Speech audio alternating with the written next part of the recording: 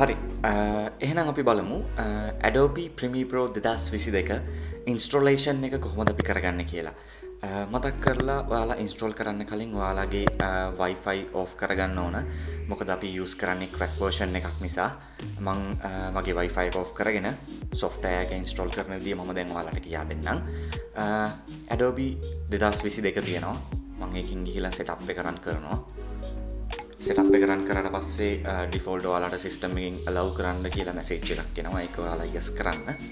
ඊට පස්සේ ඔයාලට එනවා මේ panel එක.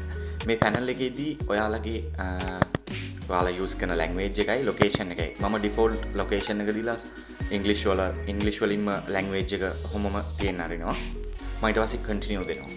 continue දුන්නාට පස්සේ ඒ installation එකේ ඔයාලට පේන උඩින් estimate time එක කොච්චරක් remaining තියෙනවද? ඒ වගේම පොඩි introduction එකක් යනවා මේ Premiere Pro tutorial එක ගැන. ඇත්තටම අපි කිව්වොත් Premiere Pro ගැන කතා කරොත් ඒක හරිය සාගරයක් වගේ. ගොඩාක් දේවල් තියෙනවා අපිට ඉගෙන ගන්න. මම ඒ ඔක්කොම මුල සිටම ඔයාලට මම කියා දෙන්නම්. කොහොමද ඔයාලා install කරගත්තට පස්සේ ඔයාගේ work space එක හදාගන්නේ, interface එකේ මොන වගේ දේවල්ද අඩංගු වෙලා තියෙන්නේ, ඒ interface එකේ තියෙන main topics වලින් අපිට කරගන්න පුළුවන් මොනවද options තියෙන්නේ, ඒ ඔක්කොම මම ඔයාලට කියා දෙන්නම් මේ tutorial එකේදී. හරි. අපේ installation එක complete. අපි බලමු කොහොමද මේක launch කරගන්නේ කියන එක ගැන දැන්.